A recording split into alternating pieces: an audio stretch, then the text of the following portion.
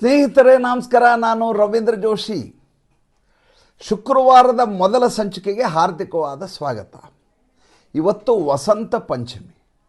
ವಸಂತ ಪಂಚಮಿಯ ದಿವಸ ಮಧ್ಯಪ್ರದೇಶದ ಈ ಭೋಜಶಾಲಾ ಸರಸ್ವತಿ ಮಂದಿರದಲ್ಲಿ ಬೆಳಗ್ಗೆಯಿಂದ ಸಂಜೆವರೆಗೂ ಹೋಮ ಹವನಾದಿಗಳು ನಡೀತವೆ. ಈ ಹೋಮ ಹವನಾದಿಗಳನ್ನ ನಡೆಸಲಿಕ್ಕೆ ಭಾಳ ದೊಡ್ಡದಾದಂಥ ವಿಘ್ನವೊಂದು ಅಲ್ಲಿ ಯಾವಾಗಲೂ ಜರುಗತ್ತೆ. ಪ್ರತಿ ಬಾರಿಯೂ ಇದೇ ದೊಡ್ಡದಾದಂಥ ವಿವಾದ ಏನಂದರೆ, ಅಲ್ಲಿ ಕಮಾಲ್ ಮೌಲಾ ಮಸ್ಜಿದ್ ಅಂತ ಒಂದು ಮಸೀದಿ ಇದೆ ಒಳಭಾಗದಲ್ಲಿ. ಈ ಮಸೀದಿಯಲ್ಲಿ ಪ್ರಾರ್ಥನೆಯನ್ನು ಮಾಡಬೇಕು ಅಂತ ಈ ಮುಸಲ್ಮಾನರ ನಿರಂತರವಾದಂಥ ಹೋರಾಟ. ಇದ್ರ ಬಗ್ಗೆ ಪ್ರಕರಣ ನಡೀತಾ ಇದೆ. ಇದು ಮಧ್ಯಪ್ರದೇಶ ಹೈಕೋರ್ಟಲ್ಲಿ ನಡೀತಾ ಇತ್ತು, ಸುಪ್ರೀಂ ಕೋರ್ಟ್ನಲ್ಲೂ ಇದರ ಪ್ರಕರಣ ಬಂತು. ಈ ಬಾರಿ ಏನಾಗಿದೆ, ಈ ವಸಂತ ಪಂಚಮಿ ಮತ್ತು ಜುಮ್ಮಾ ನಮಾಜು ಒಂದೇ ದಿವಸ ಬಂದ್ಬಿಟ್ಟು. ಈಗ ಏನು ಮಾಡಬೇಕು ಇದಕ್ಕೆ? ನಾವು ಜುಮ್ಮಾ ನಮಾಜ್ ಭಾಳ ವಿಶೇಷವಾದದ್ದು, ನಾವು ಇದನ್ನು ಮಾಡಲೇಬೇಕು ಅಂತ ಸಲ್ಮಾನ್ ಖುರ್ಷಿದ್ ಅವರ ವಾದ. ನಮ್ಮ ಜೈನ್ ಇದಾರಲ್ಲ, ವಿಷ್ಣು ಶಂಕರ್ ಜೈನ್ ಅವ್ರು ಹೇಳ್ತಾರೆ, ನೋಡಿ ಸ್ವಾಮಿ, ಬೆಳಗ್ಗೆಯಿಂದ ಸಂಜೆಯವರೆಗೂ, ಅಂದರೆ ನಮ್ಮಲ್ಲಿ ಹೆಂಗಿದೆ ಅಂದರೆ ಪಂಚಾಂಗದಲ್ಲಿ ಸೂರ್ಯೋದಯದಿಂದ ಸೂರ್ಯಾಸ್ತದವರೆಗೂ ಅಖಂಡ ಹವನಗಳನ್ನು ನಡೆಸಬೇಕು ಅಂತಿದೆ ವಸಂತ ಪಂಚಮಿಯ ದಿವಸ. ಆದ್ದರಿಂದ ಈ ಹೋಮ ಹವನಾದಿಗಳಿಗೆ ವಿಘ್ನ ಆಗುವ ಹಾಗೆ ಅದರ ಮಧ್ಯೆ ನೀವು ನಮಾಜನ್ನು ಮಾಡಿಸಿದರೆ, ಆ ಜನ ಬಂದಿದ್ರ ಮಧ್ಯೆ ಬಂದರೆ ನಮ್ಮ ಪೂಜಾ ವಿಧಿವಿಧಾನಗಳಿಗೆ ಭಾಳ ವಿಘ್ನ ಉಂಟಾಗತ್ತೆ. ಆದ್ದರಿಂದ ಅದಕ್ಕೆ ಅವಕಾಶ ಕೊಡಬಾರದು. ನಿನ್ನೆ ಕೋರ್ಟ್ನಲ್ಲಿ ನಡೆದಂಥ ವಿದ್ಯಮಾನ ಇದು ಭಾಳ ಕುತೂಹಲಕಾರಿ ವಿಷಯ, ಜೊತೆಗೆ ಆತಂಕಕಾರಿ ವಿಷಯ. ಏನಂದರೆ, ನಾವು ಪೂಜೆ ಮಾಡ್ತೀವಿ, ಪುನಸ್ಕಾರ ಮಾಡ್ತೀವಿ ಅಂದಾಗೆಲ್ಲ ಈ ರೀತಿ ಬಿಟ್ಟು ಕೊಡಬೇಕು, ಮಾಡಿಕೊಳ್ಳಿ, ವರ್ಷಕ್ಕೊಂದು ದಿವಸ ವಸಂತ ಪಂಚಮಿ ಅಂತ ಅನ್ನಂಗಿಲ್ಲ.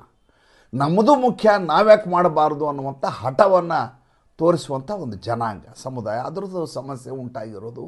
ಇದು ಸುಪ್ರೀಂ ಕೋರ್ಟಿನ ಮೆಟ್ಟಲನ್ನೇ ಇರುತ್ತೆ. ಸುಪ್ರೀಂ ಕೋರ್ಟ್ನಲ್ಲಿ chief justice of India, honourable chief justice of India Suryakant ಇರ್ತಾರೆ. ಅವ್ರ ಜೊತೆ ಜಾಯ್ಮಾಲಾ ಬಾಗ್ಚಿ ಅವರು ಇರುವಂಥ ಪೀಠ, ಇದು ದ್ವಿಸದಸ್ಯ ಪೀಠ. ಈ ಪೀಠದ ಮುಂದೆ ವಾದ ಮಂಡನೆಯನ್ನು ಮಾಡ್ತಾರೆ. ವಿಷ್ಣು ಶಂಕರ್ ಜೈನ್ ಅವರು ಹೇಳ್ತಾರೆ, ನೋಡಿ ಸ್ವಾಮಿ, ಇದು ರಾಜಾ ಭೋಜ್ ಅವರು ಕಟ್ಟಿಸಿರುವಂಥ ದೇವಸ್ಥಾನ ಆ ಕಾಲದಲ್ಲಿ. ಅದರ ಮಧ್ಯೆ ಇದ್ದಕ್ಕಿದ್ದ ಹಾಗೆ ನುಗ್ಗಿ ಬಂದು ಇವರು ಅಲ್ಲಿ ಒಂದು ಮಸೀದಿಯನ್ನು ಮಾಡ್ಕೊಂಡಿದ್ದಾರೆ.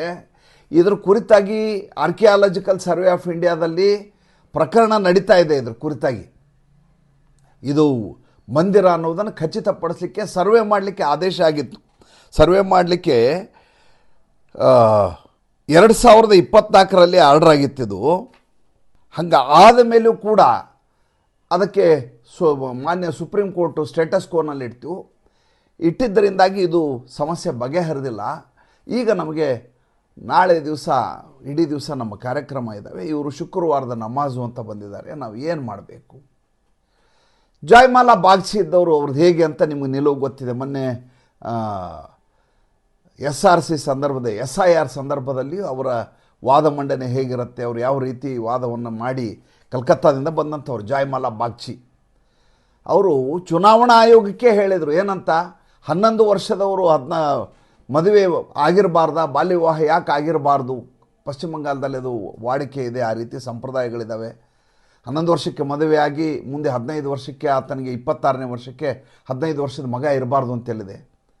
26 ವರ್ಷದ ಯುವಕ, 15 ವರ್ಷದ ಮಗ, ಹೆಂಗೆ ಸಾಧ್ಯ ಅಂತ ಕೋರ್ಟ್ನಲ್ಲಿ ವಾದ ಮಂಡನೆ ಮಾಡಿದಾಗ ದ್ವಿವೇದಿ ಇದೇ ಜಾಯ್ಮಾಲಾ ಬಾಗ್ಚಿ ಹೇಳ್ತಾರೆ, ಯಾಕೆ ಆಗಿರಬಾರ್ದು, 11 ವರ್ಷಕ್ಕೆ ಆತನ ಮದುವೆ ಆಗಿರ್ಬೋದಲ್ಲ ಬಾಲ್ಯ ವಿವಾಹ ಅಂತ ಇವರು ತಮ್ಮ ಅಬ್ಸರ್ವೇಷನನ್ನು ಕೊಟ್ಟಿದ್ದರು, ತಮ್ಮ ಅಭಿಪ್ರಾಯವನ್ನು ಹಂಚ್ಕೊಂಡಿದ್ದರು.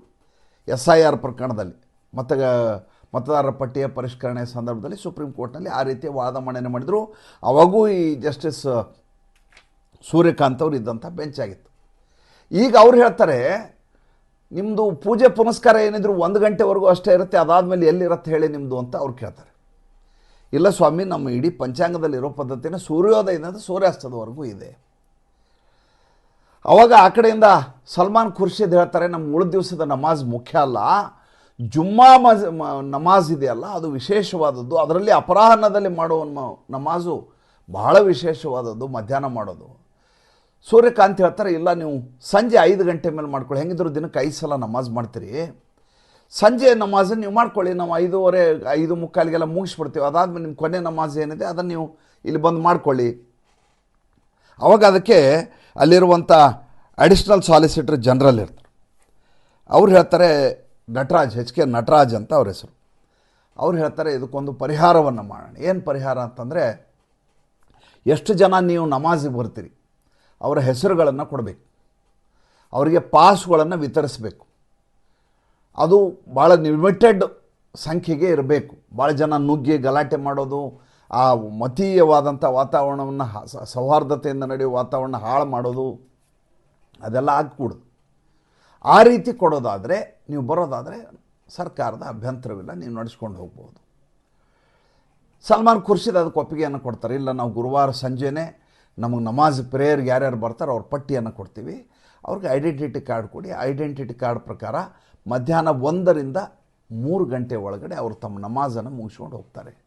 ನೀವು ಬೆಳಗ್ಗೆ 6 ಗಂಟೆಯಿಂದ ನಿಮ್ಮದು ಹೋಮ ಹವನಾದಿಗಳ ಅಖಂಡ ಹವನ ಏನು ಮಾಡ್ತೀರಿ ಅದು ಸಂಜೆವರೆಗೂ ನಡೆಸ್ಕೊಳ್ಳಿ, ಅದಕ್ಕೆ ಯಾವುದೇ ಅಭ್ಯಂತರ ಇಲ್ಲ ಅಂತ ಒಂದು ನಿರ್ದೇಶನವನ್ನು ನೀಡಲಾಗುತ್ತೆ. ಇದ್ರ ಜೊತೆ ಒಂದು ವಿಶೇಷವಾದಂಥ ಬೆಳವಣಿಗೆ ಆಗುತ್ತೆ. ಏನಂತಂದರೆ, ಈ ಪ್ರಕರಣಕ್ಕೆ ಸಂಬಂಧಪಟ್ಟ ಹಾಗೆ ಸರ್ವೆಗೆ ಆರ್ಡರ್ ಆಗಿರುತ್ತೆ. ಮಾರ್ಚ್ 2024ಕ್ಕೆ ಇದು ಮಂದಿರವೋ ಮಸೀದಿಯೋ ಅನ್ನೋದರ ಕುರಿತಾಗಿ ಇಡೀ ದೇಶಾದ್ಯಂತ ಎಲ್ಲ ಕಡೆ ಹೆಂಗೆ ನಡೆದಿದೆ ಅಲ್ಲಿಯೂ ಪ್ರಕರಣ ಇರ್ತಾ ಇದೆ.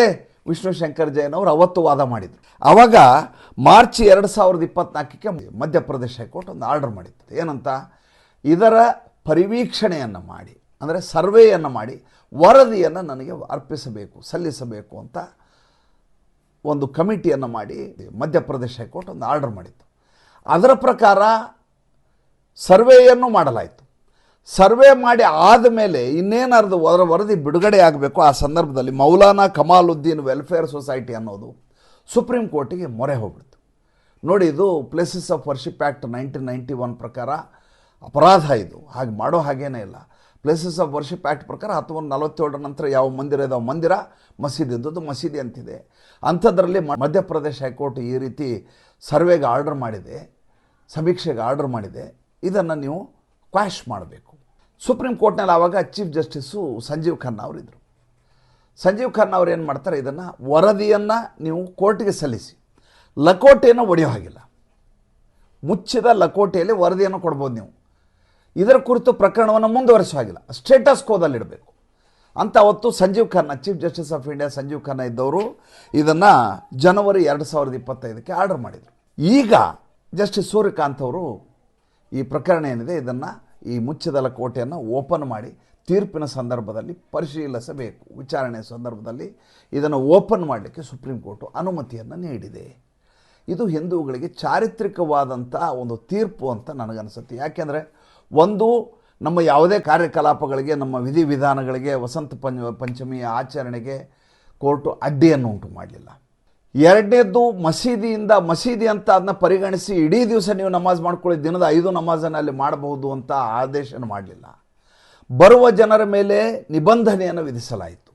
ಜೊತೆಗೆ ಇನ್ನೊಂದು ವಿಷಯವನ್ನು ಅಲ್ಲಿ ಹೇಳಿದರು. ಏನಂತಂದರೆ, ಬಂದಿರುವಂಥ ನಮಾಜಿಗೆ ಬಂದಿರುವ ಜನ ಸೌಹಾರ್ದತೆಯನ್ನು ಕಾಪಾಡ್ಕೋಬೇಕು, ಯಾವುದೇ ರೀತಿ ಅಲ್ಲಿ ವಿಘ್ನವನ್ನು ಉಂಟು ಮಾಡುವ ಹಾಗಿಲ್ಲ. ಅಂದರೆ ಏನಾಗಿದೆ, ನಮ್ಮಲ್ಲಿ ಎಲ್ಲೆಲ್ಲಿ ನಮ್ಮ ಮೆರವಣಿಗೆ ನಡೀತಾವೋ, ಎಲ್ಲೆಲ್ಲಿ ಶೋಭಾಯಾತ್ರೆ ಆಗ್ತಾವೋ, ಎಲ್ಲೇ ಹೋಮ ಹವನ ಆಗ್ತಾವೋ, ಎಲ್ಲಿ ನಮ್ಮ ಕಾರ್ಯಕ್ರಮ ನಡೀತಾವೆ ಅಲ್ಲಿ ಕಲ್ಲು ತೂರೋದು, ಇಟ್ಟಿಗೆ ಹೊಡೆಯೋದು, ಇದನ್ನು ಮಾಡೋದು ಎಲ್ಲ ಮಾಡ್ತಿರ್ತಾರೆ. ಅಂಥವು ಯಾವ ನಡಿಬಾರದು ಅಂತ ಕೋರ್ಟು ಸೂಚ್ಯವಾಗಿ ಆದೇಶವನ್ನು ಮಾಡಿದೆ. ನನಗೆ ತುಂಬ ಖುಷಿ ಕೊಟ್ಟಂಥ ವಿಚಾರ ಆಗಿದ್ದರಿಂದ ಇವತ್ತಿನ ಸಂಚಿಕೆಯಲ್ಲಿ ತಮಗಿದನ್ನು ಸಲ್ಲಿಸಬೇಕು ಅಂತ ಮಾಡಿದಂಥ ಸಂಚಿಕೆ ಇಷ್ಟ ಆಗಿದ್ರೆ ಬೆಳಗ್ಗೆ ಒಳ್ಳೆಯ ವಿಷಯ, ವಸಂತ ಪಂಚಮಿ ದಿವಸ ಒಳ್ಳೆಯದಾಗಲಿ ಅಂತ ತಮ್ಮೆಲ್ಲರಿಗೂ ಹಾರೈಸ್ತಾ ಈ ಸಂಚಿಕೆಯನ್ನು ಮುಗಿಸ್ತಾ ಇದ್ದೇನೆ. ನಮಸ್ಕಾರ.